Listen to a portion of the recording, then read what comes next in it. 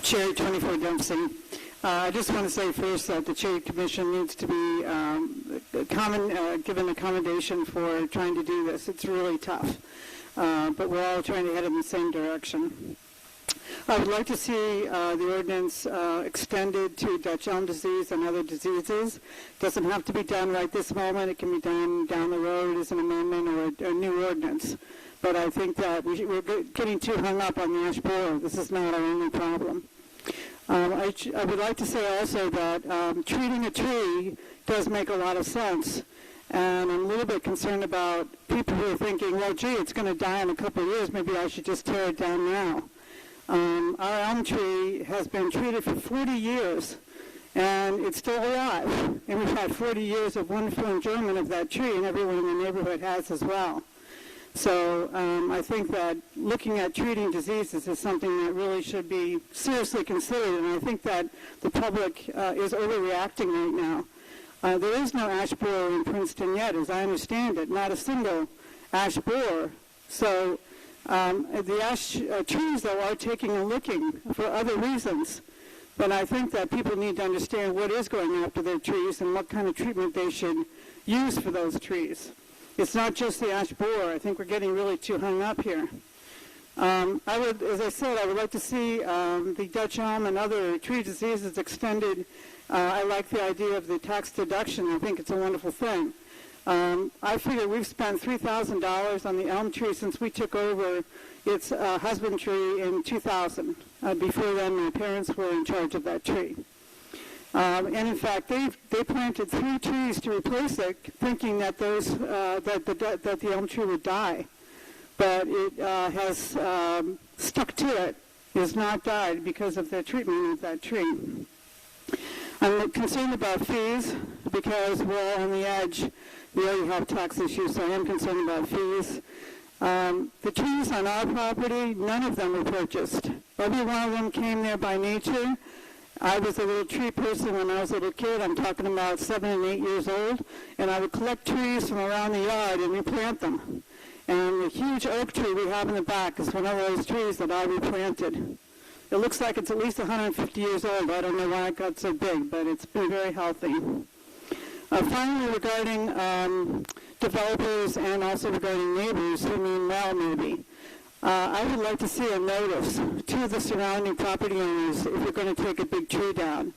I was really shocked. I looked out of my door one day and found this huge maple coming down by my neighbor. Maybe there was no alternative because he was going to put an extension in his house. So maybe that whole thing would have happened anyway. But he took away a huge maple tree, and I had no say in it, even though it affected my property, my shade, the birds, everything.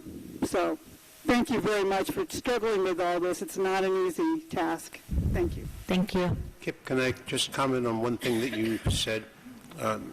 The emerald ash borer has been found in Princeton. For 2 consecutive years, we've found emerald ash borers in traps that we've set on our River Road property. And using guidelines from the state, having found them for 2 consecutive years, we're probably in the 3rd or 4th year of the infestation from the emerald ash borer. Have there been any infestations in town, though? I have not heard of a single one. Well, as far as infestation, I mean, we know that the insect is present in... Yeah, we know it's coming. I'm not denying that. We found it in traps, so it's a lot of the ash trees you see in decline. It's a combination of several things, but I think that we have pockets of it already. Okay. I talked to many of the tree guys in town, and they actually came to my office to find a little sample. You need to use the mic if you're going to, so people can hear you. Sorry, I apologize.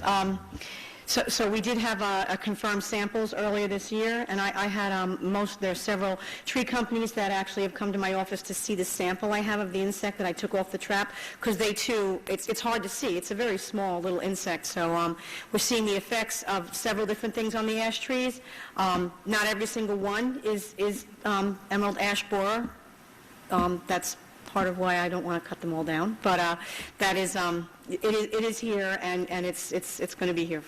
You know, we do have to face it, so that's all. Kip, I also want to let you know that we do have a notice requirement that we put in originally when we combined the two ordinances. The borough had a notice requirement, and now the entire town has a notice requirement. So when you cut down a tree, you're required to notify your neighbors. Yeah, it's an adjacent property, so it's not the whole entire neighborhood. So if your neighbor who cut their tree is actually shared property line on either side of you or to the back, those are the 3 properties that need to be notified that you're cutting down a tree. We don't ask people to notify the entire neighborhood. This is already a requirement? Yeah. This guy never gave notice Well, maybe, how long ago was it? last year. Well, it's hard to enforce, obviously. When they fill out the tree removal application, they're signing that they agree that they have notified the neighbors. So again, that's like the honor system, right? When we talked a little bit about before, the honor system of just cutting down the dead tree, the honor system of them notifying their neighbors. It's a tough one to monitor and be on top of, but they are supposed to notify people.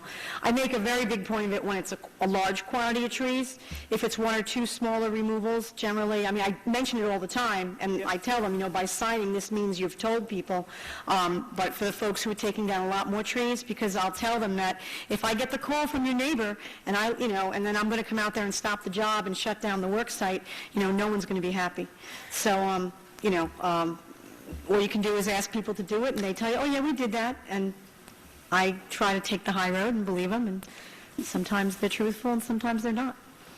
Well, I do think the major problem is there are the developers. We've been scared to death that the developer behind us is going to suddenly come in and take a whole bunch of trees down before we can do anything, and we've asked, well, what should we do? Call the police?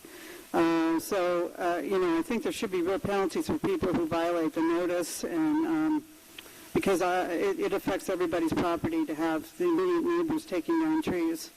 And it's not just the shade. I mean, we're talking about a whole habitat here, and birds and everything else. So, thank you. Thank you.